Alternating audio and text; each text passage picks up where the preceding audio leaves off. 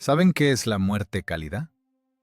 Es cuando el cerebro de una persona que se está congelando pierde la razón y envía una señal de que tiene calor, un calor insoportable.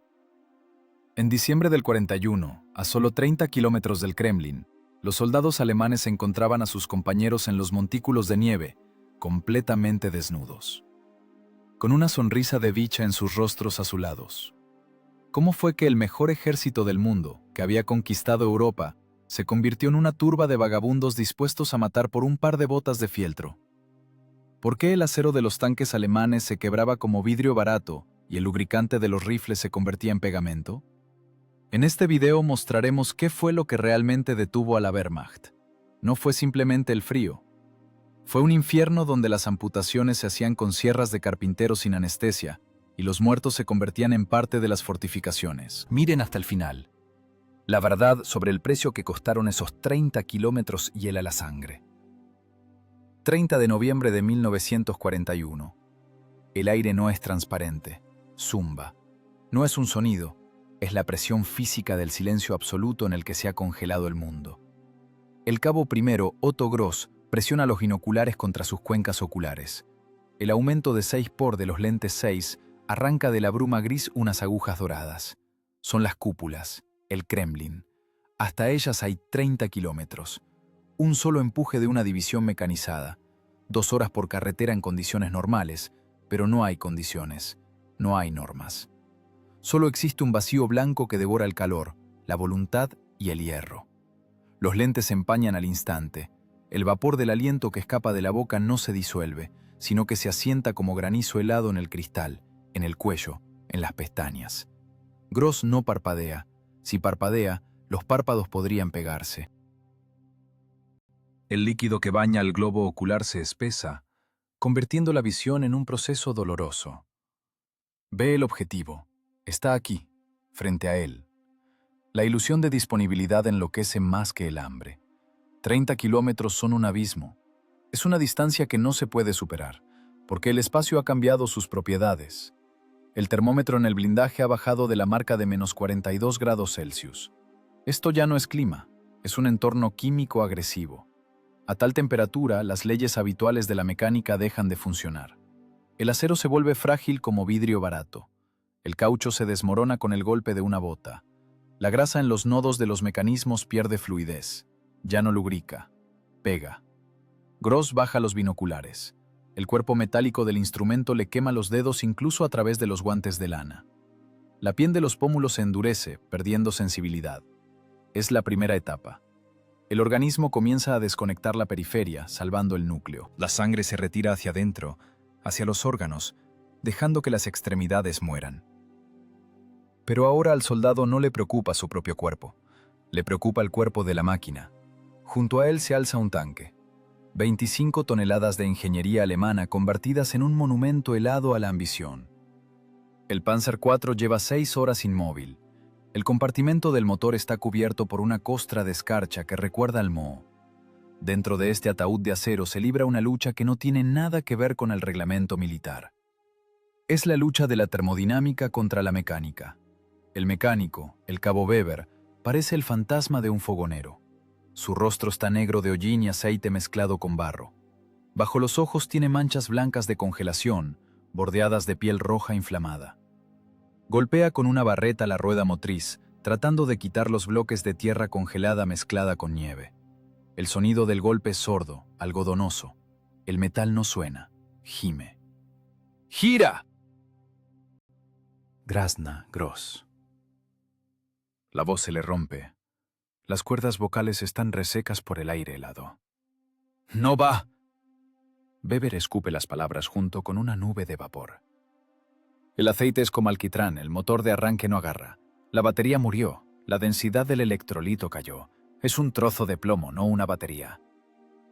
Abre la escotilla del compartimento del motor. De allí no sale calor. De allí sale un olor a hierro muerto y gasolina que ha perdido la capacidad de evaporarse. El combustible en los tanques está frío como nitrógeno líquido. Para encenderse los cilindros necesita una chispa, pero el sistema eléctrico está paralizado. Las bujías están inundadas. El aceite en el cárter del motor Maybach se ha convertido en una masa asfáltica. Ha envuelto el cigüeñal, bloqueado los pistones. El motor de combustión interna requiere calor para producir movimiento, pero no puede producir calor sin movimiento. Un círculo vicioso. Un callejón sin salida logístico. Hay que calentar. Weber arroja la inútil llave inglesa sobre el blindaje. La llave resbala y desaparece en un montículo de nieve. Con el soplete, debajo del cárter. Quemarás el cableado. Gross mira las manos del mecánico. Los dedos están agarrotados, no se estiran del todo. Las falanges han tomado la forma de las empuñaduras que han estado apretando durante el último día. O lo quemo o nos morimos aquí, refunfuña el mecánico. Sin motor somos conservas. Los rusos ni siquiera dispararán. Simplemente pasarán de largo y esperarán hasta la mañana. Para la mañana estaremos duros. Weber se mete bajo el chasis del tanque. Allí, en el estrecho espacio entre la tierra congelada y el vientre de acero, intenta encender el soplete. La gasolina en la boquilla de la lámpara también se ha congelado. No se pulveriza, sino que fluye en un hilo. El cabo acciona el encendedor. La llama es débil, temblorosa. Parece una burla al desierto helado que los rodea. Finalmente un destello. Una llama azul sale rugiendo, lamiendo el metal negro del cárter. El olor a quemado se mezcla con el olor a ozono. Gross está de pie arriba, observando el horizonte. Donde deberían estar las posiciones rusas está vacío. Ni humo ni movimiento. Solo el ruido blanco de la llanura nevada. El enemigo aquí no son las personas. El enemigo es la entropía. La naturaleza tiende al cero absoluto, al reposo, a la detención de cualquier movimiento. El ejército de la Wehrmacht, construido sobre la velocidad, el ritmo, la guerra relámpago, chocó con una fuerza que niega la velocidad como fenómeno físico. Gross vuelve a levantar los binoculares. Le tiemblan las manos. No es miedo, es el temblor fuerte de la hipotermia. Los músculos se contraen por sí solos, intentando generar aunque sea un poco de calor. Es un reflejo que el soldado no puede controlar. Intenta enfocarse las cúpulas lejanas. El oro en el horizonte parece ahora no un objetivo, sino una alucinación. Un espejismo en el desierto de hielo. ¡Dale!, grita Weber desde abajo. ¡Prueba con la manivela! Gross agarra la manivela de arranque. El hierro traspasa el frío a través del guante, clavándose en la palma. Introduce la manivela en la ranura. Necesita girar el eje manualmente para romper la película de aceite, para dar a los pistones alguna oportunidad de moverse. Se apoya con todo su peso. Las botas resbalan sobre el blindaje helado. Las suelas, reforzadas con clavos de acero, no agarran. El tanque no se mueve. La manivela está inmóvil, como si estuviera soldada al chasis. Gruñe, tensando la espalda. Las vértebras crujen. Se le oscurece la vista por el esfuerzo. Parece que en cualquier momento estallarán los vasos sanguíneos o se romperá el metal. ¡Más! La voz de Weber está llena de desesperación. Gross toma aire. El aire helado le quema los pulmones como ácido. Tira de la manivela hacia sí. Ni un milímetro. El eje está pegado al bloque de cilindros por el aceite solidificado. La técnica está muerta. La máquina de matar de alta tecnología se ha convertido en un montón de chatarra inútil con un valor de 100.000 marcos imperiales. Aquí, en el kilómetro 30 de Moscú, el genio de la ingeniería alemana perdió contra la física de los cambios de fase del agua y los hidrocarburos. Otto suelta la manivela. Respira con dificultad, apoyándose en la torreta fría. El sudor que brotó bajo el uniforme por el esfuerzo se enfría al instante, convirtiéndose en una coraza de hielo sobre el cuerpo. La ropa interior se vuelve una compresa húmeda y fría que extrae las últimas calorías del organismo. Es el principio del fin. Primero se congela la técnica, luego se congela la voluntad, después se detiene el corazón. Se mira las manos. En el guante derecho, donde tocó el metal aceitoso, la tela se oscureció y endureció. Intenta cerrar el puño. Los dedos se doblan lentamente, con retraso, como si alguien más los controlara a través de un complejo sistema de cables. «Apaga la lámpara», dice al vacío. Es inútil. El silencio regresa. Los cubre, denso y pesado. Solo se oye cómo se enfría el metal del cárter calentado por la mancha de fuego. Clac, clac, clac. Es el sonido de la contracción, el sonido de la derrota. Gross mira la carretera que va hacia el oeste, hacia donde vinieron. La carretera brilla como un espejo. No es asfalto, es hielo. Una pista de patinaje continua que se extiende hasta el infinito. En su memoria surge una imagen de hace 2 meses. Entonces este hielo era otra cosa. Era líquido. Era barro que chapoteaba, succionaba botas y ruedas, prometiendo que nada podía ser peor. Rezaban para que helara, pedían tierra firme. Sus plegarias fueron escuchadas. Y eso se convirtió en su maldición. La memoria rebobina la cinta. Octubre de 1941. Aún no existe esa estéril mortaja blanca. Solo hay un abismo negro y fangoso. El otoño ruso no se parece al europeo. No es una temporada de lluvias, es un cambio en el estado de agregación del suelo. El chernocium, al mezclarse con agua, se convierte en una sustancia que viola todas las normas de transitabilidad establecidas en los reglamentos técnicos de la Wehrmacht. Es pegamento. Una masa viscosa y pesada que obstruye los neumáticos, se adhiere a las ruedas, bloquea la transmisión. El ritmo de la ofensiva, orgullo de la estrategia alemana, cae catastróficamente.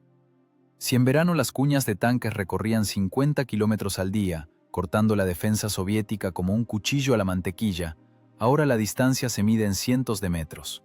La logística colapsa. El camión Opel Blitz de 3 toneladas, el caballo de batalla del ejército, quema un tanque lleno de gasolina para superar 10 kilómetros. Los motores rugen al límite de revoluciones, se sobrecalientan, el aceite hierve, pero las ruedas solo pulen el barro líquido, enterrando el vehículo hasta los ejes. Los soldados empujan la maquinaria con los hombros. Los abrigos, empapados de agua y arcilla, pesan 3 veces más de lo normal. El barro está en todas partes, en la comida, en los rifles, en los oídos. Succiona las fuerzas más rápido que una marcha forzada.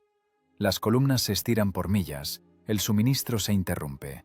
La artillería se queda atrás de los tanques, la infantería se queda atrás de la artillería. El ejército se convierte en una serpiente gigante a la que le han roto la columna vertebral, y se retuerce en el barro intentando arrastrarse hacia el este. Cada noche en las tiendas de campaña de los oficiales, bajo el golpeteo de la lluvia en la lona, suena lo mismo. ¿Cuándo helará? La helada parece una salvación. El suelo firme es un sueño. Es el regreso de la maniobra, la velocidad, la victoria. Los generales miran los barómetros como si fueran íconos, y la naturaleza, como burlándose, les da lo que piden. En la noche del 4 de noviembre la temperatura cae bruscamente. La columna del termómetro se desploma por debajo de cero. El barro, que ha atormentado a cientos de miles de personas, comienza a endurecerse. Primero aparece una costra, luego se convierte en un monolito. Las carreteras se vuelven duras como el concreto. En los estados mayores reina la euforia. Parece que la trampa del fango se ha abierto.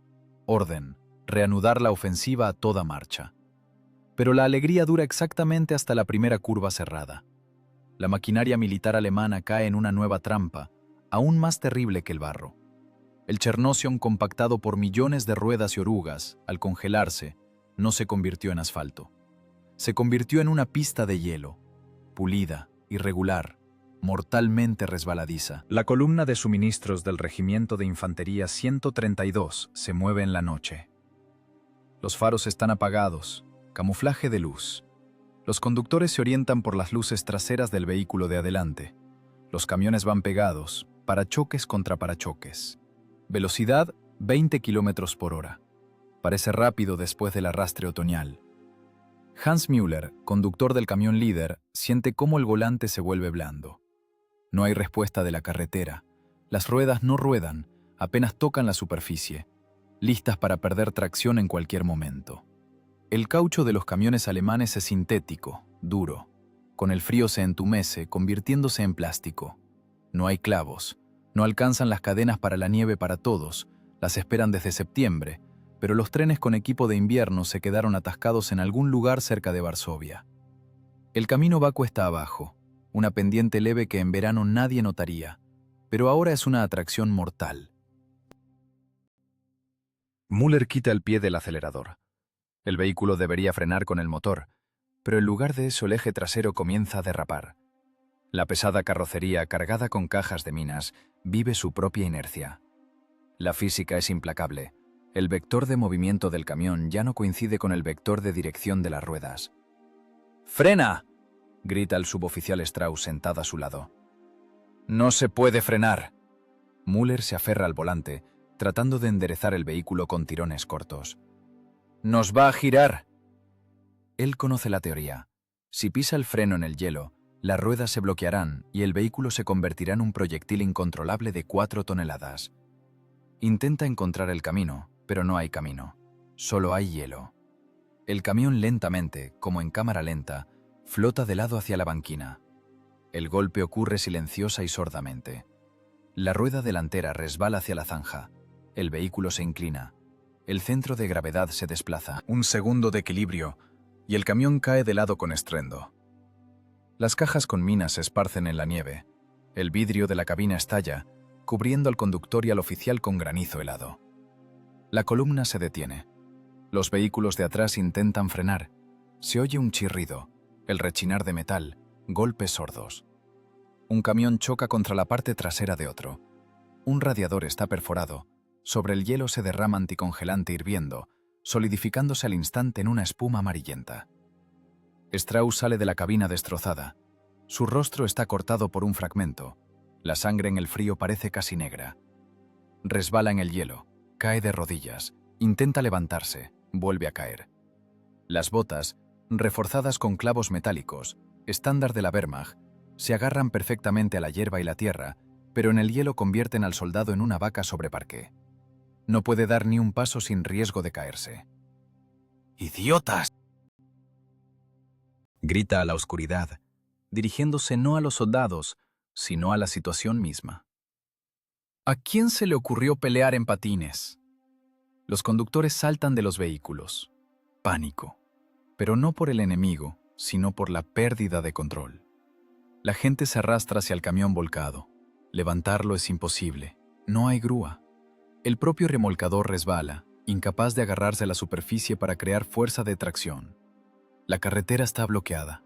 La arteria logística ha sido cortada por un solo accidente. Los tanques que vienen detrás también están en la trampa. Las orugas estrechas de las máquinas alemanas, diseñadas para las carreteras europeas, no tienen agarres desarrollados para el hielo. En las subidas y bajadas, las máquinas de 30 toneladas giran sus orugas inútilmente, rodando hacia atrás o deslizándose hacia las zanjas. Para que un tanque pueda subir una colina helada, la tripulación tiene que poner troncos, abrigos y ramas bajo las orugas. Cada 10 metros de subida es 1 hora de trabajos forzados bajo un viento penetrante. Müller está de pie junto al vehículo destrozado, frotándose el hombro magullado. Mira la cinta infinita de hielo que se pierde en la oscuridad. El espejismo de la salvación se ha disipado. La tierra firme resultó ser un enemigo más terrible que el barro líquido. El barro simplemente los mantenía en su lugar. El hielo los mata en movimiento. La superioridad técnica, la mecánica precisa, la táctica calibrada, todo se estrella contra una simple realidad física. El coeficiente de fricción por deslizamiento tiende a 0. La guerra dejó de ser un arte de maniobra. Se convirtió en una lucha por el derecho a simplemente mantenerse en pie. El frío golpea con más precisión que cualquier artillería. Un proyectil tiene dispersión. El frío no. Penetra donde quiera que haya una rendija, donde quiera que haya líquido, donde quiera que el metal toque el metal. Para principios de diciembre de 1941, la Wehrmacht se enfrenta a un adversario al que no enseñaron a vencer en las academias militares: el cambio de fase de la materia. La guerra de los mecanismos termina, comienza el colapso técnico. En las trincheras cerca de Klin, los soldados de infantería descubren una terrible verdad. Sus armas ya no disparan. El lubricante estándar de armas, diseñado para el clima europeo moderado, cambia sus propiedades a menos 35 grados. Se espesa. Se convierte en una sustancia viscosa, parecida al pegamento de carpintero o resina endurecida. El soldado de infantería aprieta el gatillo de su carabina Mauser 98K. El resorte del percutor se suelta, pero la aguja no golpea el fulminante del cartucho. Se atasca en la grasa espesa, se ralentiza y solo araña débilmente el latón. No hay disparo, solo hay un clic sordo e inútil. El soldado acciona el cerrojo, golpea la manija con la palma, tratando de romper por la fuerza la resistencia del aceite espesado. Inútil. En sus manos ya no hay un arma precisa de retribución, sino un garrote de 5 kilos de madera y acero. Las ametralladoras MG-34 callan. Su sistema automático, construido sobre el ajuste ideal de piezas y bajas tolerancias, no soporta el frío. La cinta no avanza. El cerrojo no se cierra del todo. El soldado alemán en primera línea se encuentra prácticamente desarmado.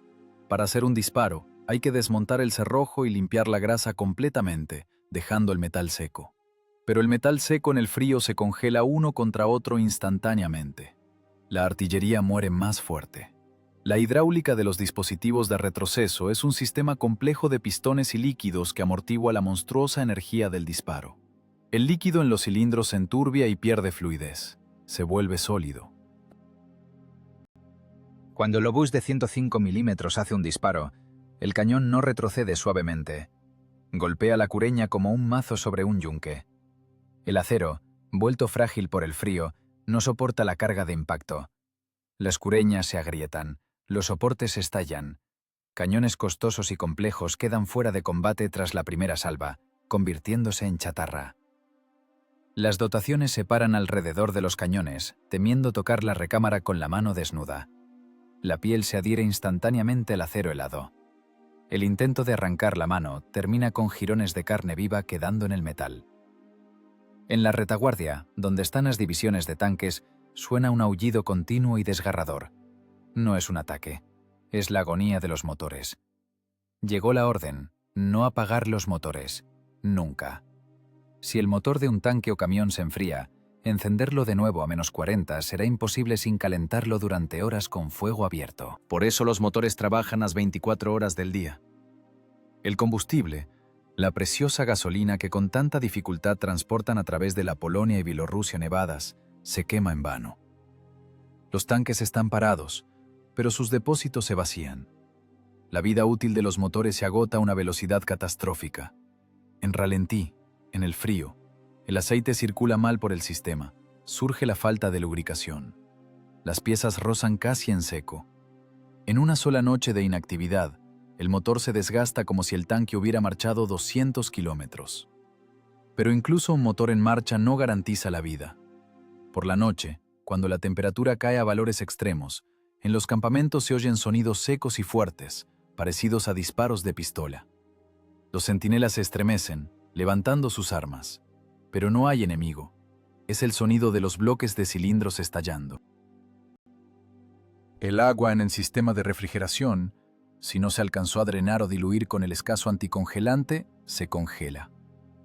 El hielo se expande y el cuerpo de hierro fundido del motor se rompe desde adentro. La grieta corre por el metal, dejando salir vapor y aceite. La máquina muere al instante y para siempre. Las compañías de reparación se convierten en círculos del infierno. Las condiciones de trabajo de los mecánicos violan todos los límites imaginables de la resistencia humana. No hay hangares, no hay garajes. La reparación se realiza a cielo abierto, bajo un viento que atraviesa los abrigos. El mecánico Günther Krause intenta desenroscar una tuerca en la rueda de un semioruga. La llave inglesa resbala. Günther golpea con los nudillos contra el blindaje. No siente dolor de inmediato. Las manos están demasiado congeladas. Solo ve cómo se abre la piel ennegrecida por el aceite y brota sangre espesa y oscura. Se congela en una costra marrón antes de que alcance a gotear en la nieve. La herramienta se rompe.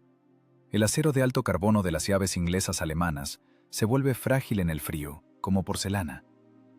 Con un tirón fuerte, la llave simplemente se hace pedazos. Las esquirlas de metal cortan la cara. Günther maldice, pero sus labios apenas se mueven. La única fuente de vida y al mismo tiempo de peligro mortal es el soplete. La llama azul zumba, calentando el cárter del camión. Alrededor hay vapores de gasolina, trapos aceitosos, hierba seca bajo la nieve. Un movimiento torpe, una chispa, y el vehículo estalla como una antorcha. Pero no hay otra salida, o el riesgo de quemarse, o la muerte por frío. Los rostros de los mecánicos están negros de hollín. Parecen mineros que han subido de la mina, solo que en lugar de polvo de carbón tienen hollín de escapes y aceite quemado. No hay repuestos. El suministro está interrumpido. El canibalismo técnico se vuelve norma. De un vehículo roto sacan el generador, de otro el arranque, de un tercero el carburador, para armar un Frankenstein capaz de moverse. Los campos de la región de Moscú se convierten en cementerios de maquinaria. Cientos de camiones, vehículos blindados y motocicletas quedan abandonados a lo largo de las carreteras. No han sido impactados, no tienen rastros de impactos de proyectiles, están enteros pero muertos. Electrolito congelado, radiadores estallados, cajas de cambio atascadas. Es una derrota no de la táctica, sino de la ingeniería. La escuela de diseño alemana creaba obras maestras de mecánica precisa, máquinas ideales para condiciones ideales, complejas, caprichosas, que requerían un mantenimiento de calidad. Aquí, en el desierto de hielo, gana aquel cuyo diseño es más simple, aquel que tiene mayores holguras, aquel cuya técnica es más ruda. Los elegantes mecanismos de relojería de la Wehrmacht se detienen, obstruidos por el hielo. La fuerza bruta de la naturaleza rompe los finos engranajes de la civilización. Gunther arroja la llave rota a la nieve. Se limpia las manos con un trapo que está tieso. Junto a él, un mecánico intenta clavar un perno en la oruga con un mazo. El sonido del golpe de metal contra metal es tintineante, vidrioso, desagradable. Se propaga por kilómetros en el aire helado. Es un requiem. El sonido de cómo el ejército que conquistó Europa se convierte en peatones perdidos en nieves infinitas. Aún no saben que pronto tendrán que abandonar también esas máquinas muertas para salvar sus propios cuerpos que se congelan. La maquinaria se rindió primero. Ahora es el turno de las personas. La maquinaria está muerta. Ahora muere la biología. Si se mira una compañía de infantería marchando por la carretera de Volokólamsk, el ojo se niega a reconocer en estas personas a la élite de la nación alemana. No son soldados de la victoriosa Wehrmacht. Es una procesión de fantasmas, un carnaval de andrajosos, un ejército de vagabundos caminando hacia la nada helada. El estándar del uniforme reglamentario, diseñado en las cálidas oficinas de Berlín, se convierte a -35 grados en un instrumento de tortura. Las guerreras de verano de tela mixta, apodadas blindaje de celulosa, no calientan. Se enfrían con la helada, extrayendo el calor del cuerpo como una aspiradora. El casco de acero es una cúpula de hielo que congela el cerebro y provoca dolores de cabeza insoportables. Los soldados se quitan los cascos y se ponen todo lo que logran encontrar. Las cabezas están envueltas en pañuelos de mujer, bufandas de lana, trozos de mantas.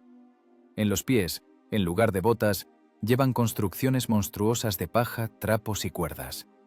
Para sobrevivir, el soldado se convierte en saqueador. No es robo por lucro, es robo por termorregulación. En las aldeas capturadas hay una cacería no por oro o comida, sino por lana. El cabo primero Gross, de cómo su pelotón se abriga.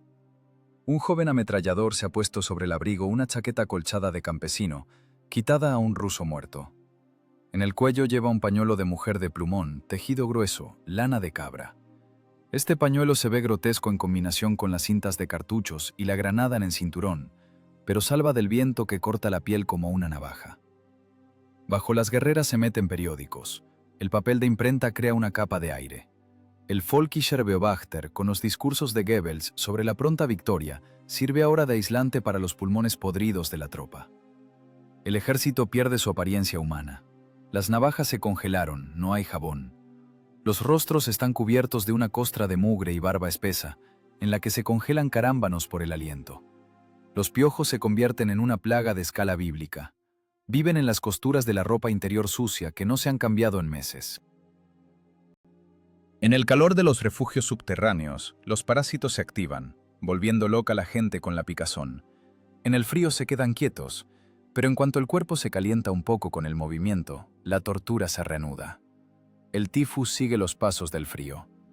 Pero la principal epidemia es la congelación. Diezma las filas más eficazmente que las ametralladoras.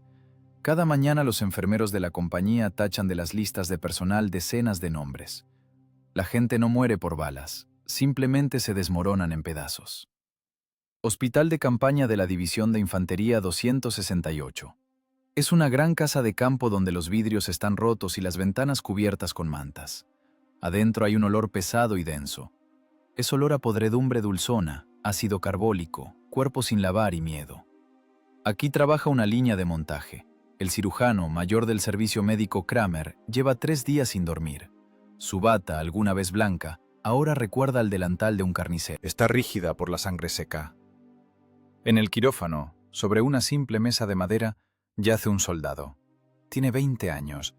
Las plantas de sus pies están negras. No es una metáfora. El tejido está muerto. La frontera entre la piel viva y rosada y la carne negra y muerta pasa por el tobillo. Gangrena, 4º grado. La necrosis de los tejidos es irreversible. No hay instrumentos. Las finas sierras quirúrgicas se desafilaron o se rompieron. Kramer usa una sierra de carpintero común, hervida en una caldera. No hay anestesia. Las reservas de cloroformo se terminaron hace una semana.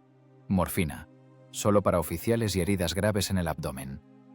Para los congelados solo hay aguardiente, si tienen suerte, o un trozo de madera en los dientes para no morderse la lengua del dolor. «Sujétenlo», grazna Kramer. Voz sorda, desprovista de emociones. 2 camilleros se echan sobre los hombros del muchacho. El soldado mira al techo con los ojos dilatados por el horror. No siente las piernas. Las terminaciones nerviosas murieron junto con la piel. El dolor vendrá después, cuando la sierra llegue al hueso vivo. El médico empieza a serrar. El sonido es repugnante, crujido, el rechinar de los dientes sobre el hueso. En la palangana que está en el suelo, cae un pie, un golpe sordo. Tuc. En la palangana ya hay una montaña de dedos, pies, manos. Es un vertedero de repuestos humanos. Biomasa rechazada por el frío. En el hueco de la puerta aparece el capitán Strasser. Se sujeta la mano. La mano está envuelta en un trapo sucio. «Doctor», dice el oficial. Le castañetean los dientes.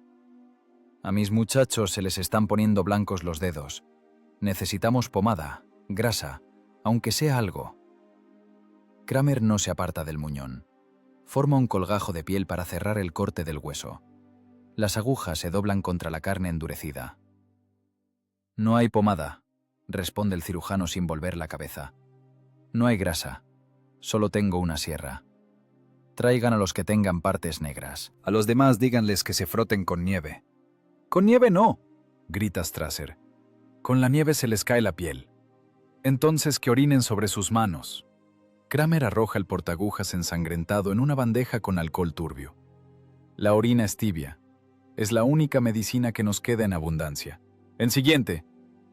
Los camilleros se llevan el trozo de hombre que hace 5 minutos era un soldado de infantería. Ponen al siguiente en la mesa. Este tiene la cara congelada. La nariz y las orejas están duras como piedra. Al golpearlas con las pinzas emiten un sonido de madera. Habrá que romperlas simplemente. En la calle, a la entrada del hospital, crece una montaña de botas. Las botas no están vacías. Dentro de muchas de ellas quedaron fragmentos de pies.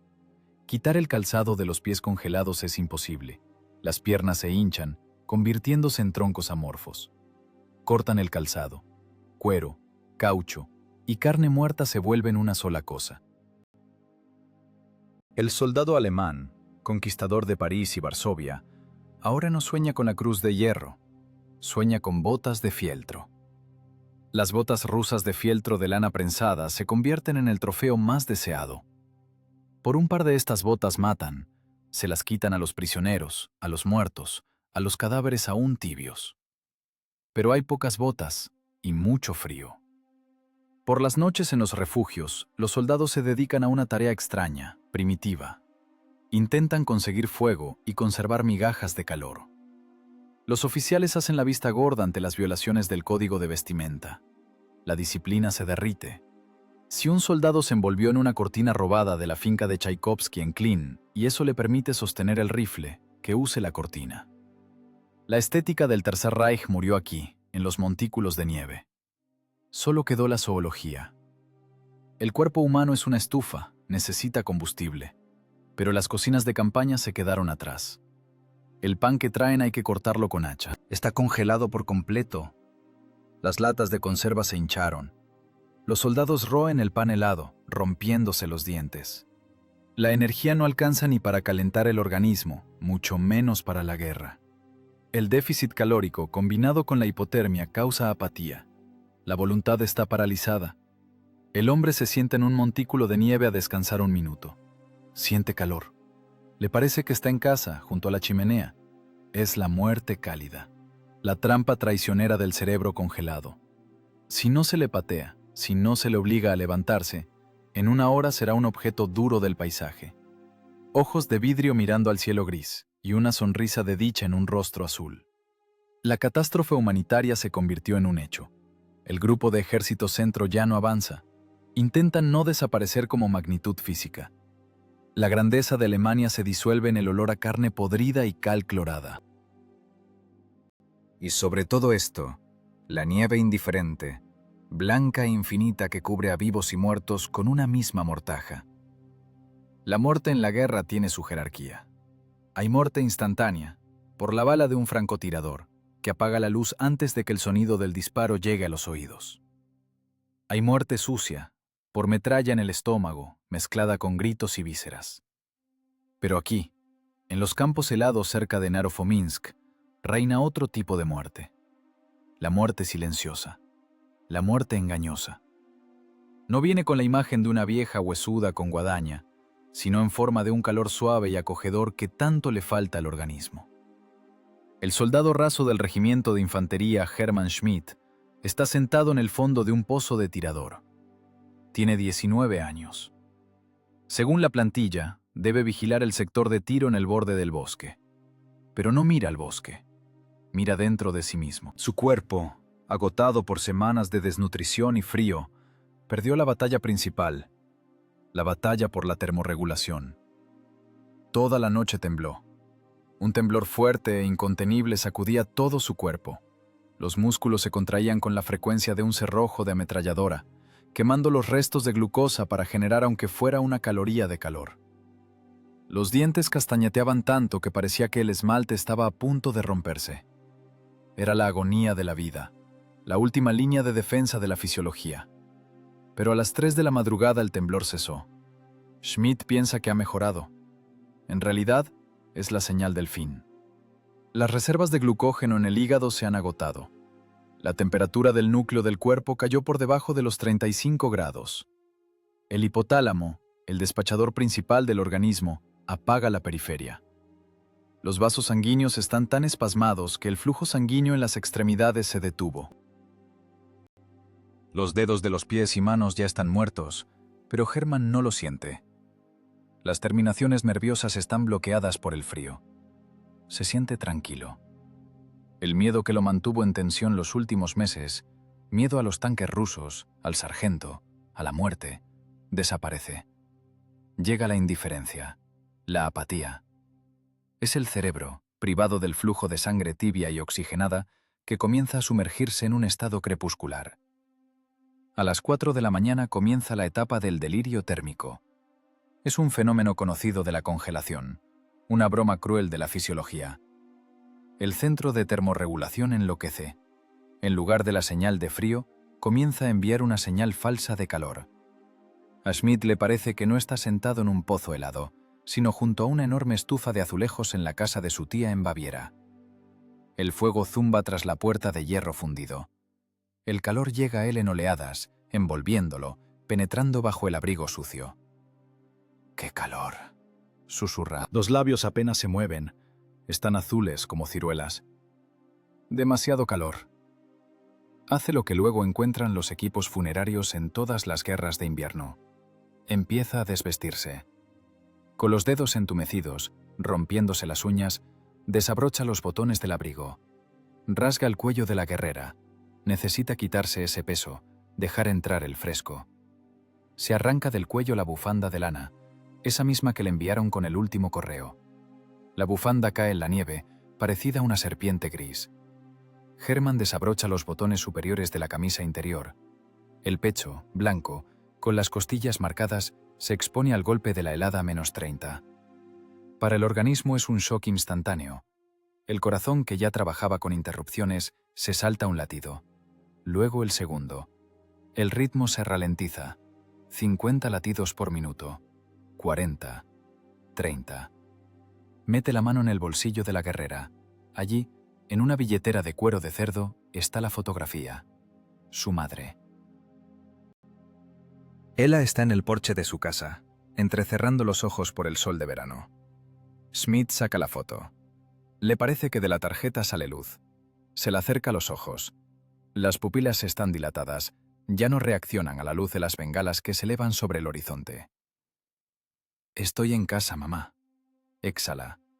Junto con esa exhalación, sale de sus pulmones la última nube de vapor. No sigue ninguna inhalación. El corazón da un último y débil empujón y se detiene. La sangre, vuelta espesa como jarabe, se paraliza en las venas. El agua en las células comienza a cristalizarse. Las aristas afiladas de los cristales de hielo rompen las membranas celulares desde adentro. El cuerpo, que hace un segundo era un objeto biológico, se vuelve geológico. Se endurece. Se convierte en piedra. Los ojos permanecen abiertos, mirando a través de la fotografía, a través del parapeto de la trinchera, a través de la noche, hacia la nada blanca. Mañana del 5 de diciembre. Amanecer gris, turbio, sin sol. El cabo primero Zimmer camina por la trinchera, pateando con sus botas a los que duermen. ¡Arriba! ¡Inspección de puestos! ¡Levántense, cerdos, si no quieren congelarse! Los soldados se mueven bajo montones de trapos, gimen, tosen. El sonido de la tos es seco, como un ladrido. Todos tienen los pulmones resfriados. Zimmer llega al pozo de Schmidt. Chico! Grita. Es tu turno de ir por las ollas de comida. ¡Levántate! Schmidt no se mueve. Está sentado, recostado con la espalda contra la tierra congelada, semiacostado, con el cuello desabrochado. En las manos, el rectángulo blanco de la fotografía. En el rostro, una extraña expresión de tranquilidad, casi una sonrisa. La escarcha ha cubierto densamente las pestañas y las cejas, convirtiendo la cara en una máscara. Zimmer se inclina y lo sacude por el hombro. La mano del cabo primero no topa con la suave flexibilidad del cuerpo, sino con la dureza del granito. El hombro no se mueve. El uniforme, impregnado de sudor y humedad, se congeló en una costra, convirtiéndose en un exoesqueleto. El cuerpo mismo dentro de este uniforme es un monolito de hielo macizo. Zimmer retira la mano como si se hubiera quemado. «Maldición», exhala. «Está listo». Los soldados que se acercan miran al pozo. Nadie se persigna. Nadie se quita el gorro. En los ojos no hay dolor, solo un miedo sordo y animal. Y envidia. Él ya dejó de sufrir. Él ya no tiene frío. «Hay que llevarse los documentos», dice alguien detrás con voz ronca. «Y la placa de identificación». «Llévatelos tú», refunfuña Zimmer. Da un paso atrás. «Yo no lo voy a tocar. Él suena si lo golpeas». Están parados alrededor del muerto. Schmidt está sentado como un monumento a sí mismo. La fotografía de la madre se congeló pegada a los dedos. Para quitarla, habrá que romper las falanges. Nadie quiere hacer eso. Existe una creencia nacida en estas nieves. No toques al congelado, o el frío pasará a ti. La muerte aquí es contagiosa. No es mística, es instinto. El contacto con la muerte absoluta, con un cuerpo cuya temperatura es igual a la del ambiente, provoca rechazo fisiológico. «Déjenlo», ordena Zimmer. «El equipo funerario se lo llevará. Si llegan, si no se mueren ellos mismos». Se da la vuelta y sigue por la trinchera, escondiendo las manos en los bolsillos. «Cúbranlo con una capa impermeable», lanza por encima del hombro. Está mirando, mira directo al alma. Uno de los soldados, un viejo cabo, echa una lona sobre el hombre sentado. La tela cae en pliegues rígidos, ocultando la estatua. Schmidt permanece en su puesto. Ahora es parte de la fortificación. Un saco con agua congelada y calcio que refuerza la pared de la trinchera. No desertó. Simplemente pasó a otro estado de agregación. El viento se intensifica, arrancando la ventisca del parapeto. La nieve comienza a cubrir el pozo, borrando las huellas, nivelando la trinchera con el campo. La naturaleza reclama lo suyo. Para ella no hay diferencia entre una piedra, un tanque y un hombre. Todo lo que pierde calor se convierte en parte del paisaje. El frío es indiferente. Y esa es su arma más terrible. No el odio, sino la indiferencia absoluta y cósmica hacia la vida biológica. 5 y 6 de diciembre de 1941. El horizonte deja de ser estático, explota. En el aire helado, donde el sonido se propaga más rápido y más agudo, el cañoneo no suena como un trueno, sino como el crujido de la tela del universo rasgándose. Los centinelas alemanes, convertidos en estatuas de hielo en sus puestos, son los primeros en ver los destellos. No es el amanecer. Es el principio del fin de la operación Tifón. De la bruma blanca, del remolino de nieve que parecía sin vida, se materializa una nueva fuerza. Son las divisiones siberianas frescas. No están agotadas por meses de retirada. No están quebradas por las derrotas. Pero su arma principal, en este segundo, no son los rifles Mosin, sino el equipamiento. El mando soviético lanza al combate a personas cuya termorregulación está protegida por una experiencia de siglos de supervivencia en clima subártico. En lugar de los finos abrigos europeos, abrigos de piel de oveja, la piel densa crea un colchón de aire, conservando el calor del cuerpo incluso con viento. En lugar de botas reforzadas con clavos que succionan la vida de los pies, botas de fieltro. Fieltro, lana prensada. En ellas el pie respira, pero no se congela. Es una tecnología primitiva pero genial. Las botas de fieltro no resbalan en el hielo.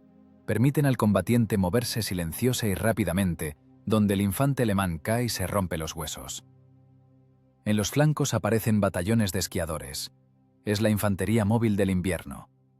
Van a una velocidad de 30 km por hora, fluyendo alrededor de los puntos fuertes alemanes, cortando las comunicaciones. Para el alemán congelado, que apenas puede girar la cabeza en su capullo de trapos, estas figuras blancas volando por la nieve son fantasmas. Es imposible acertarles, es imposible seguirlos. Pero el sonido más terrible para los oídos de los soldados de la Wehrmacht es el bajo grave y retumbante de los motores diésel. Al campo de batalla salen los T-34, el tanque T-34. En este momento no es solo una máquina de combate, es el triunfo de la ingeniería creada para condiciones extremas. Los Panzers alemanes funcionan con gasolina. La gasolina es volátil, inflamable, caprichosa. El V2 soviético es diésel. Es más rudo, es más simple. Arranca en el frío con ayuda de aire comprimido, estornudando humo negro, pero funciona. El combustible diésel no se inflama con la más mínima chispa. Sin embargo, la principal ventaja del T-34 ahora no es el cañón ni el blindaje, sino el tren de rodaje. Orugas anchas. Los ingenieros de la fábrica de Kharkov pusieron en el diseño una presión específica sobre el suelo comparable a la presión del pie humano. El tanque no corta la nieve, camina sobre ella. Flota sobre los montículos de nieve en los que los 3 y 4 alemanes se sientan sobre la panza. Las orugas estrechas de las máquinas alemanas, diseñadas para los caminos firmes de Europa, aquí se convierten en anclas. El T-34 posee la transitabilidad táctica de un todoterreno. El ataque comienza de repente. No hay largos tiroteos, hay un golpe masivo. Las siluetas blancas de los tanques, fundiéndose con la nieve, crecen ante las trincheras alemanas. Desembarco sobre el blindaje. Hombres con batas de camuflaje blancas. Solo se ven las ranuras negras de los ojos y los cañones pavonados de los subfusiles PPSH. Los alemanes intentan reaccionar. Los oficiales gritan órdenes, tratando de sacar a la gente del estupor. El ametrallador Hans se pega a su MG-34. Ve las figuras corriendo. Aprieta el gatillo. Clic. El arma calla. El cerrojo se congeló. El lubricante convertido en pegamento sujeta el percutor. Hans tira de la palanca de carga, arrancándose la piel de las palmas. Inútil.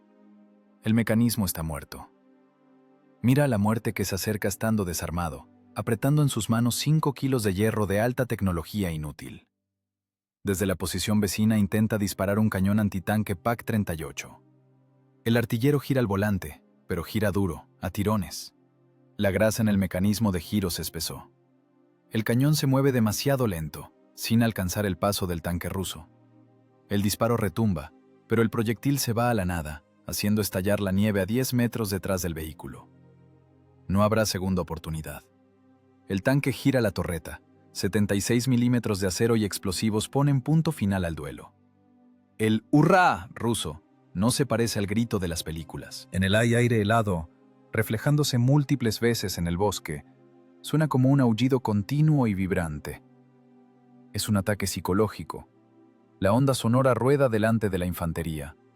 Los alemanes congelados y apáticos, cuya voluntad de resistencia fue minada por semanas de frío, entran en pánico. No es una pelea de iguales, es una paliza. Los soldados soviéticos están calientes por correr. Su sangre hierve de adrenalina. Sudan en sus abrigos de piel. Los alemanes están encadenados por el frío. Sus movimientos son lentos, como peces en un estanque que se congela. Para levantar el rifle, el alemán necesita vencer la resistencia de su propia ropa y músculos entumecidos. La reacción se retrasa segundos. En el combate cuerpo a cuerpo, un segundo es una eternidad. El tanque T-34 irrumpe en las posiciones. No dispara. Aplasta. Las orugas muelen el parapeto, los nidos de ametralladoras, los refugios. El crujido de los troncos rotos se mezcla con el crujido de los huesos. La máquina de varias toneladas aplana las trincheras, convirtiendo la defensa en una mezcla de nieve, tierra y cuerpos. Aquellos que intentaron esconderse en los refugios terminan enterrados vivos. Un cabo alemán, tirando el subfusil atascado, intenta huir. Pero la nieve profunda es una trampa. Da un paso y se hunde hasta la cintura. Las botas de fieltro del infante soviético que corre detrás lo mantienen fácilmente sobre la superficie de la costra de nieve. Un golpe de culata en la espalda tumba al alemán de cara en el montículo de nieve.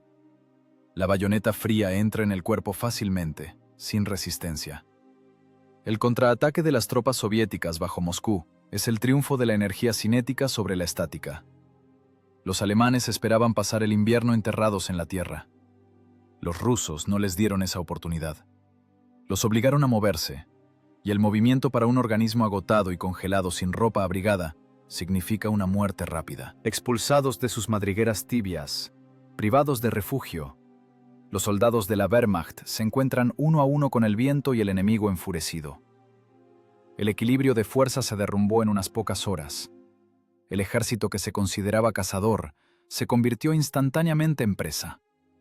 El frente no retrocede, el frente se desmorona. Para mediados de diciembre de 1941, el concepto de línea de defensa deja de existir como geometría de guerra. Se convierte en una acumulación caótica de puntos donde unidades aisladas aún intentan disparar, y enormes vacíos a través de los cuales, como agua a través de una presa rota, brota el pánico. El Estado Mayor en Berlín envía mensajes cifrados. La orden del Führer es categórica: ni un paso atrás. A los oficiales se les ordena fusilar a los alarmistas en el acto. Las tropas deben resistir a muerte, aferrándose a cada punto poblado, convirtiéndolo en una fortaleza. Pero las ondas de radio no pueden detener la física del proceso. El ejército centro, habiendo perdido el mando, la comunicación y el calor, ya no es un organismo único. Se desmoronan miles de átomos, personas individuales cuya conciencia es gobernada por un único imperativo: correr hacia el oeste, hacia donde hay calor, hacia donde hay vida. La retirada se convierte en una huida incontrolable. Las carreteras que llevan a la retaguardia se atascan al instante. No son columnas organizadas, son coágulos en el sistema circulatorio de la guerra. Los carriles estrechos y limpios de nieve, por los que antes iba el suministro al frente, ahora están atascados de técnica yendo de regreso. Camiones, vehículos blindados, vehículos de Estado Mayor, carretas, todo se mezcló en una serpiente gigante que se arrastra lentamente. El movimiento es intermitente. 10 metros adelante, 1 hora de espera. Los motores trabajan en ralentí, devorando los restos de combustible. Cuando el tanque se vacía, no recargan el vehículo, lo abandonan. El conductor drena el agua del radiador, o no la drena, ya le da igual. Toma el rifle y se sube a la caja del siguiente camión. El vehículo abandonado se convierte en barricada. Si un Opel Blitz se apaga en medio del camino, nadie intenta arreglarlo. Simplemente lo empujan a la zanja, si tienen fuerzas. Si no hay fuerzas o el vehículo es muy pesado, Lo rodean por el campo virgen. Los que rodean se atascan ellos mismos. El embotellamiento crece. El atasco se estira por decenas de kilómetros. La atmósfera en esta carretera está impregnada de un terror animal concentrado. Es el miedo de la bestia acorralada que siente el aliento de los sabuesos en el pescuezo. Desde el este llega un rugido. Son los tanques rusos. No van por las carreteras, van por los campos, cortando las vías de escape. La comprensión de que las pinzas pueden cerrarse en cualquier momento convierte a los disciplinados soldados alemanes en una multitud. Un mayor de la gendarmería de campo está parado en un cruce. Intenta cumplir la orden. Lleva un abrigo largo de cuero con piel. Está alimentado. Está afeitado. En la mano tiene una pistola Walter. Grita, tratando de tapar el rugido de los motores y el aullido del viento. ¡Alto! ¡Da la vuelta! ¡Ocupar la defensa en el borde del bosque! ¡Yo ordeno! Agita la pistola frente a la cara del conductor de un semioruga. El conductor, envuelto sobre el gorro con una bufanda de mujer, mira al mayor con ojos vacíos y vidriosos. No ve el rango, no oye la orden. Ve un obstáculo. ¡Fuera del camino!, grazna el conductor. El mayor dispara al aire. El clic seco del disparo se ahoga en el estruendo. La multitud de infantes que caminan por la banquina ni siquiera se agacha. Les da igual. Han pasado el punto de no retorno de la obediencia. Para ellos, este oficial no es un representante de la autoridad, sino un estorbo para la supervivencia. Alguien de la multitud simplemente empuja al mayor. El oficial resbala en el hielo compactado, cae bajo las ruedas del semioruga. El conductor no frena, ni siquiera mira hacia abajo. La oruga pasa con un estruendo sobre el abrigo de cuero. Se oye un crujido corto y húmedo, así se rompe una rama seca, pero el sonido es más profundo, más pesado. Los huesos de la pelvis y del tórax estallan bajo el peso de 7 toneladas de hierro. El vehículo pasa sobre el obstáculo y sigue arrastrándose. La multitud se cierra. Nadie se detiene. El cuerpo del mayor se incrusta en el hielo, convirtiéndose en parte del pavimento. Las carreteras de la muerte están sembradas no solo de maquinaria, están sembradas de lastre. El lastre son los heridos. Hay pocos camiones, el lugar en ellos vale oro. En las cajas se meten los que pueden sostener un arma o los que son más fuertes. A los heridos graves que llevaban a la retaguardia los empiezan a bajar.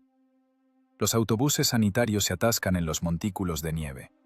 Los médicos y conductores, entendiendo que no pueden sacar el vehículo, se van a pie. Adentro quedan personas con las piernas rotas, con los estómagos baleados, con amputaciones. Gritan, ruegan que no los abandonen, pero sus gritos son solo ruido. Los sanos pasan de largo. El instinto de autoconservación suprime la empatía. El hombre se vuelve para el hombre no un lobo, sino una función de salvación de su propia biomasa. En unas horas el autobús se convierte en una cámara frigorífica. Los gritos cesan. Los heridos se congelan directamente en las camillas, en las vendas impregnadas de sangre coagulada. No mueren de las heridas. Mueren porque el sistema de logística los consideró una carga no rentable. El apogeo del caos llega cuando los tanques soviéticos alcanzan la cola de la columna. Los T-34 aparecen de la cortina de nieve como un martillo castigador. No gastan proyectiles, simplemente aceleran. Comienza el aplastamiento. Los camiones intentan separarse, chocan entre sí, vuelcan. La gente salta de las cajas en marcha, rompiéndose las piernas. Los tanques chocan contra la acumulación de técnica. El blindaje golpea el metal de los costados. El sonido del rechinar de metal contra metal es tal que a la gente le sangran los oídos. El tanque pasa por encima de un autoligero Orch, convirtiéndolo en un panqueque plano en 2 segundos, junto con los pasajeros. Las orugas muelen todo: madera de las cajas, acero de los chasis, carne, paño de los abrigos. La carretera se convierte en una mezcla de barro, nieve, escombros y restos humanos. No es un combate, es el trabajo de una picadora de carne. Los soldados alemanes corren al bosque, abandonando todo: mochilas, armas, lo robado. Nieve hasta la cintura. Correr en tal nieve es imposible. El hombre da 10 pasos. Se agota. Cae. El corazón late en la garganta, desgarrando la caja torácica. Los pulmones arden en fuego. Los que cayeron ya no se levantan. Desde atrás los pisan los siguientes. El pánico desconecta la razón. La gente trepa por las espaldas de los compañeros caídos, usándolos como camino para no hundirse en el montículo de nieve. La amistad, la hermandad del frente, todo eso quedó allá, en el cálido octubre. Aquí solo hay terror animal de ser aplastado o congelarse. Para la noche la carretera representa un cementerio de las ambiciones de la Wehrmacht. Kilómetros de hierro quemado y retorcido. El humo negro se arrastra abajo sobre la tierra, mezclándose con la niebla. Y silencio. Solo el crepitar de los neumáticos terminando de quemarse y los gemidos de aquellos a quienes no remataron las orugas y aún no remató el frío. Pero el frío vendrá. Por la noche la temperatura caerá a -38. Misericordiosamente rematará a todos los que quedaron vivos, convirtiendo el camino de la muerte en un monumento congelado y monumental a la catástrofe. El pánico terminó. Llegó el reposo eterno del hielo. La catástrofe bajo Moscú no es un accidente. Es el resultado lógico de una ecuación en la que una de las variables era falsa desde el principio. Si se abre el cuerpo de la operación Tifón, como un patólogo abre un cadáver, la causa de la muerte no resultará ser el frío. La causa de la muerte será un error sistémico. La arrogancia. El Estado Mayor alemán planeó la guerra como un sprint. El escenario fue escrito para una campaña de verano. En los cálculos de los logistas faltaba la columna invierno. Se suponía que para la llegada del frío, la Unión Soviética dejaría de existir como Estado, y los soldados de la Wehrmacht se calentarían en los apartamentos de Moscú. Fue la apuesta de un jugador que apostó todo al cero, pero salió rojo. El fundamento del fracaso no se puso en el frente, sino en la retaguardia, en las vías del tren. La arteria principal de la guerra, el ferrocarril, fue cortada no por bombas, sino por la geometría. El ancho de vía europeo es de 1435 milímetros. El ancho de vía ruso es de 1524 milímetros. Una diferencia de solo 89 milímetros. Menos de la longitud de un dedo índice. Pero esos milímetros detuvieron al ejército más poderoso del mundo. Los trenes alemanes, cargados con ropa de invierno, repuestos, combustible y anticongelante, llegan a Brest y se detienen. Más allá no hay camino. Las locomotoras rusas fueron robadas o destruidas en la retirada. Las locomotoras alemanas no pueden ir por los rieles anchos. Hay que cambiar el ancho de miles de kilómetros de vías. Hay que transbordar miles de toneladas de carga manualmente de un vagón a otro. En los puntos de transbordo en Polonia y Bielorrusia se acumulan montañas de cajas. Allí en la profunda retaguardia yacen millones de abrigos cálidos, chalecos de piel, suecos de fieltro.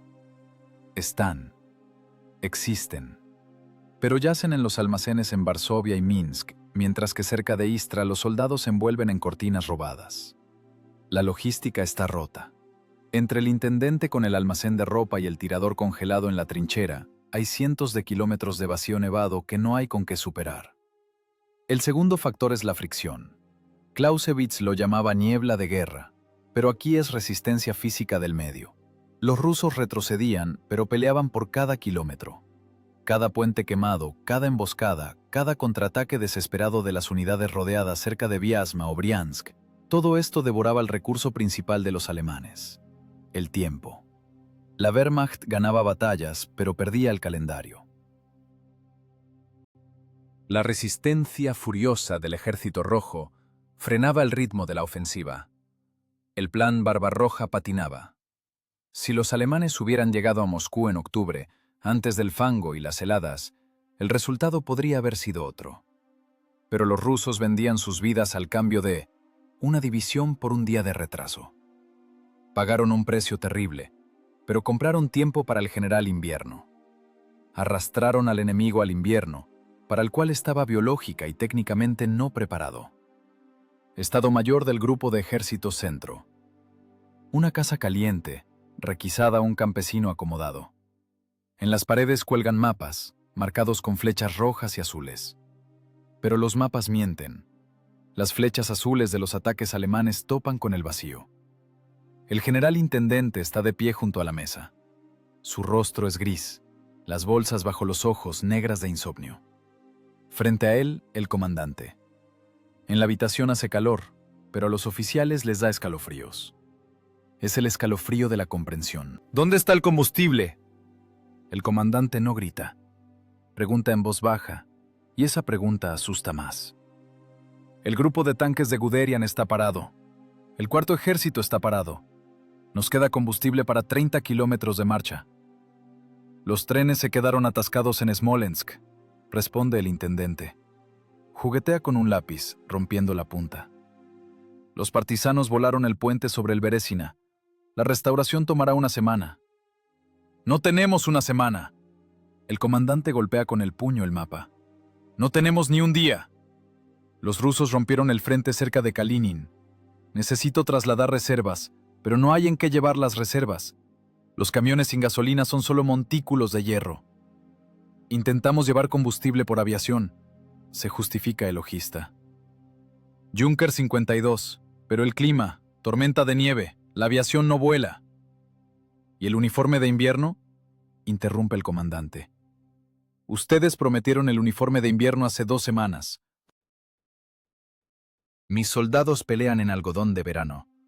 Tengo en los regimientos 200 congelados al día. Es más que por fuego enemigo. El uniforme está en Minsk. No podemos pasarlo a través de los atascos. Las carreteras están bloqueadas. La prioridad se dio a las municiones. El comandante se deja caer en la silla. La silla cruje lastimeramente. Mira el mapa que ahora le parece el esquema de una trampa gigante. Las hermosas flechas en el papel se convirtieron en cementerios reales. ¿Entienden lo que hicimos?, dice mirando a un punto fijo. Estiramos las comunicaciones tanto que se rompieron. Arrinconamos al ejército en un cuello de botella. Nosotros mismos nos asfixiamos. En la habitación se cuelga el silencio. Solo se oye como tras la ventana aúlla la ventisca, cubriendo las vías de suministro, cubriendo la esperanza. Fue el colapso de la estrategia. La máquina alemana, acostumbrada a trabajar como reloj, chocó con una realidad donde los mecanismos no funcionan. No tomaron en cuenta el factor espacio. Rusia resultó ser demasiado grande para tragarla de un bocado. Las líneas de suministro se estiraron por miles de kilómetros, volviéndose finas y frágiles. Los partisanos cortaban estas líneas en la retaguardia, asestando golpes en los puntos más dolorosos, a las locomotoras y camiones. En lugar de un puño poderoso golpeando el corazón del enemigo, bajo Moscú resultaron ser dedos extendidos y congelados que ya no podían cerrarse. El sistema falló. El soldado alemán, muriendo en un montículo de nieve, fue asesinado no solo por la bayoneta rusa o el frío. Fue asesinado por un error administrativo en Berlín, la subestimación de la logística y la arrogancia criminal de aquellos que creyeron que la voluntad de todo un pueblo se podía romper según el horario de los trenes. Los trenes no llegaron. El horario se rompió. Y por ese retraso la Wehrmacht pagó con sangre. El 9 de diciembre de 1941, el mito de la invencibilidad de la Wehrmacht deja de ser un axioma y se convierte en humo. Este humo se eleva sobre miles de esqueletos de tanques quemados, cubriendo el horizonte desde Klin hasta Tula. Por primera vez desde el inicio de la Segunda Guerra Mundial, por primera vez desde el momento en que la bota alemana cruzó la frontera de Polonia, la maquinaria militar alemana no solo se detuvo, rodó hacia atrás. Si se sube a altura de vuelo de pájaro sobre los campos nevados de la región de Moscú, a la vista se abrirá un cuadro que recuerda un vertedero de escala planetaria. Es un cementerio de ambiciones. Hasta el mismo horizonte, hasta donde alcanza la vista, la llanura blanca está desfigurada por manchas negras y grises. Es la técnica abandonada. Tanques Panzer III y Panzer IV, cañones de asaltos TUG, transportes blindados Hanomag, miles de camiones Opel, Mercedes, Busing Nag, están en columnas, atascados en la nieve, yacen volcados en las zanjas, negrean en los cruces de caminos. No es solo pérdida de hierro, es la pérdida de potencial industrial que Alemania ya nunca podrá recuperar en su totalidad. Cada tanque son miles de horas hombre de trabajo de obreros calificados del Ruhr, son toneladas de acero aleado, es óptica compleja y mecánica precisa. Todo esto ahora pertenece al invierno ruso. La Wehrmacht perdió bajo Moscú su principal fuerza de choque, los grupos de tanques. La columna vertebral de la Panzerwaffe está quebrada. La estadística de pérdidas deja de ser una cifra y se convierte en una catástrofe demográfica. En los informes figuran cientos de miles de muertos, heridos y desaparecidos. Pero la columna más terrible en los informes de los servicios sanitarios son los congelados. 133.000 personas quedaron fuera de combate con el diagnóstico de lesión térmica de tejidos solo en el primer mes de invierno. Son ejércitos enteros convertidos en inválidos sin un solo disparo. Los hospitales en la retaguardia están llenos. En Varsovia, Minsk, Smolensk, amputan extremidades las 24 horas. Alemania recibe de vuelta a sus hijos no como héroes conquistadores, sino como lisiados sin piernas y manos, con rostros desfigurados por manchas negras de necrosis. Es un golpe a la moral de la nación que es imposible ocultar con propaganda.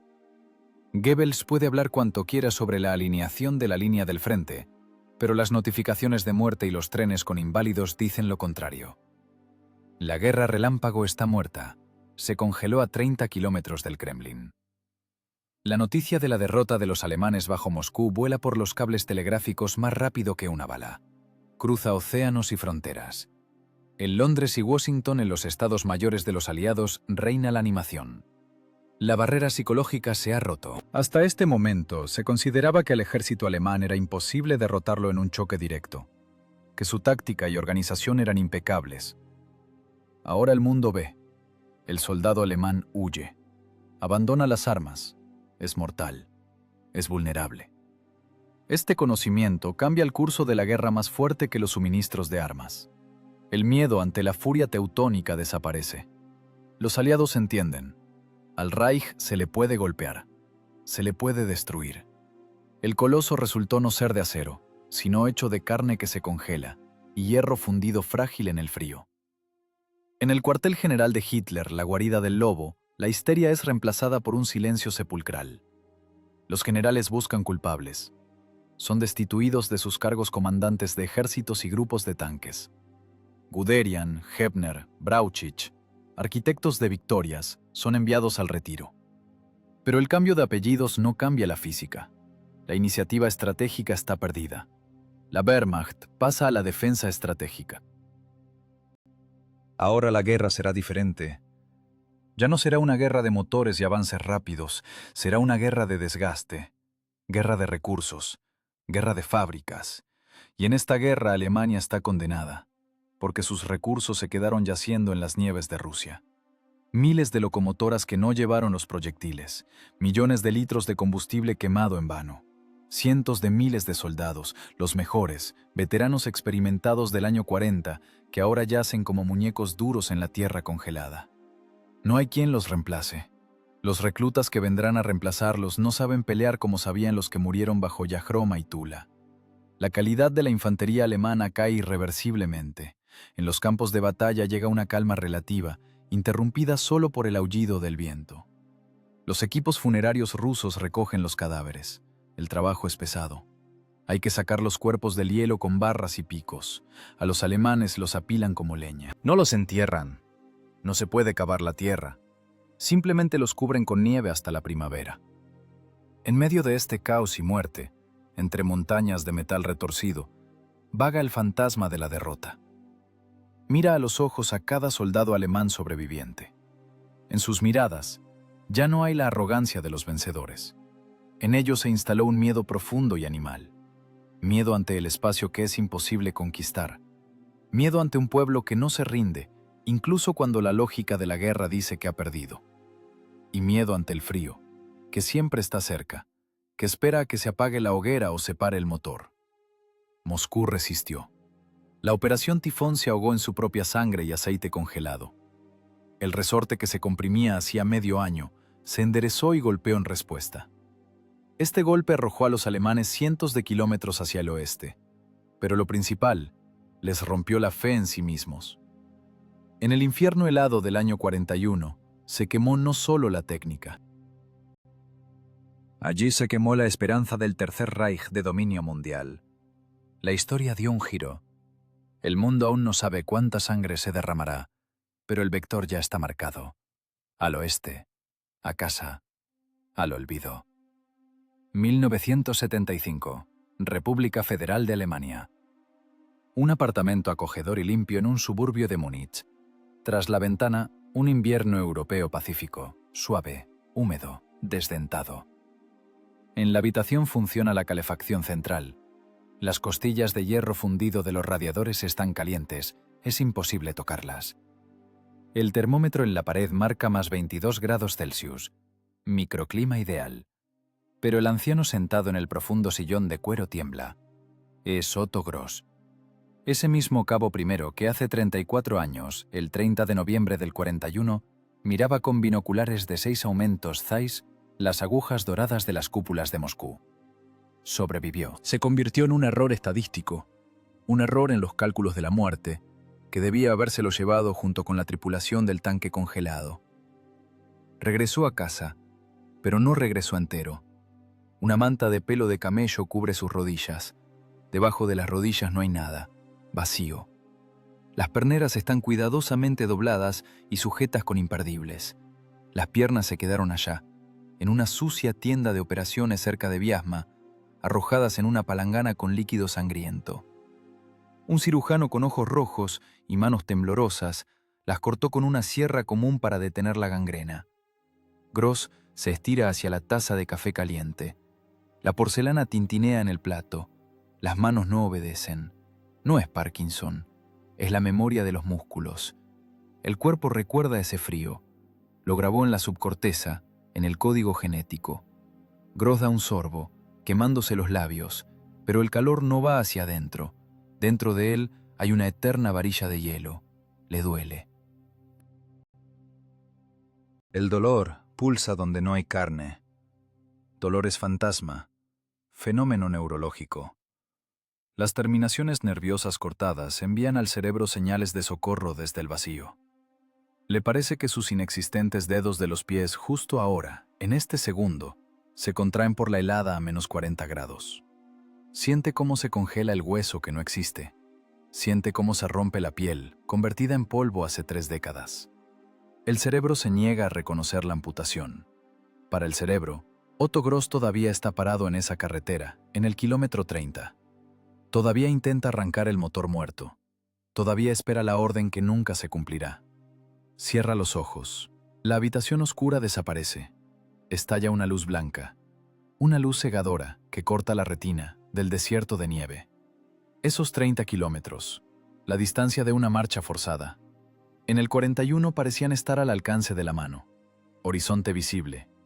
Ahora sabe la verdad. Esos 30 kilómetros resultaron ser más largos que toda su vida. No era una distancia en el espacio. Era la distancia entre la ambición y la realidad. Entre la vida y la muerte. Recuerda los rostros de los amigos. Hans, que se durmió en la nieve y no despertó. Weber, quemado vivo cuando intentaba calentar el tanque con el soplete. Schmidt, convertido en estatua de hielo en la trinchera. Ellos se quedaron jóvenes, se quedaron enteros. Yacen en la tierra rusa, convertidos en parte de su química, fertilizante para los campos. Y él, Gross, está sentado aquí, en el calor, y lentamente se vuelve loco por el silencio. El silencio es lo más terrible. Allá, bajo Moscú, el silencio era el presagio del ataque o de la muerte por hipotermia. Aquí el silencio es un vacío en el que resuenan los gritos de los moribundos. A menudo piensa en lo que los detuvo. Los periódicos escribían sobre el general invierno, sobre el fango, sobre los errores de Hitler. Gross sonríe con amargura. Los labios secos se agrietan. No, no fue el frío. El frío fue solo una herramienta. Los detuvo algo más duro que el hielo. Recuerda el ataque de los siberianos. Recuerda cómo los rusos iban al combate. En sus movimientos no había miedo. En ellos había una fuerza primitiva, tectónica. Eran parte de este invierno. No luchaban contra la naturaleza, estaban en alianza con ella. La máquina de acero alemana, perfecta, precisa, matemáticamente calibrada, no chocó contra un ejército, chocó contra un elemento. El soldado ruso con chaqueta acolchada y botas de fieltro resultó ser más resistente que el acero de Krupp. Su voluntad de resistencia tenía una temperatura de fusión más alta que la voluntad del soldado alemán de conquista. Fue una catástrofe termodinámica de la Wehrmacht. Entropía del espíritu. Cuando se te congela el aceite en el rifle, es un problema. Cuando se te congela la fe en la victoria, es el fin. Gross mira el mapa de Europa colgado en la pared, la delgada línea roja de la frontera y una enorme mancha blanca al este. Rusia. Ella los absorbió. Molió un ejército millonario con sus mandíbulas de hielo y escupió los restos. Tuvo suerte. Sobrevivió. Pero ¿qué clase de vida es esta? Vida de inválido que cada noche se despierta por su propio grito, porque sueña que la nieve cubre su cara. La nieve se mete en la boca, en la nariz, en los oídos. Fría, punzante, pesada. No se derrite. Los nietos le preguntan sobre la guerra. Quieren oír sobre heroicos ataques de tanques, sobre duelos de artillería, sobre estrategias. ¿Qué puede decirles? ¿Que la guerra no es una hazaña? ¿Que la guerra es cuando intentas despegar los pantalones congelados de tu propia piel junto con la carne? ¿Que la guerra es el olor a gangrena y la vista de dedos ennegrecidos golpeando el fondo de una palangana metálica? No lo entenderán. Nadie que no haya estado allí, en el infierno helado del 41, lo entenderá. Es un club cerrado de muertos, y Gross es su único miembro vivo en esta habitación. Vuelve a mirar por la ventana. Le parece que la nieve en la calle cambia de color. Ya no es blanca, es gris, con vetas de hollín, y las sombras de los árboles se convierten en siluetas de tanques T-34. Están parados y esperan. Siempre esperan. La historia dictó su sentencia. La mejor máquina militar del mundo, creada para la dominación, fue rota. La rompieron dos factores que se unieron en el punto del cero absoluto: la naturaleza despiadada de Eurasia y la voluntad inquebrantable, irracional y furiosa de un pueblo que defiende su hogar. El hielo se derritió en la primavera del 42. Se fue a la tierra como agua. Junto con él se fue también el ejército invencible. Solo quedó la memoria. Una memoria que duele, como las piernas amputadas del cabo primero Otto Gross. Este dolor no pasará nunca. Se irá solo con él, a la tumba, que se convertirá en el último y cálido refugio del frío eterno del invierno ruso.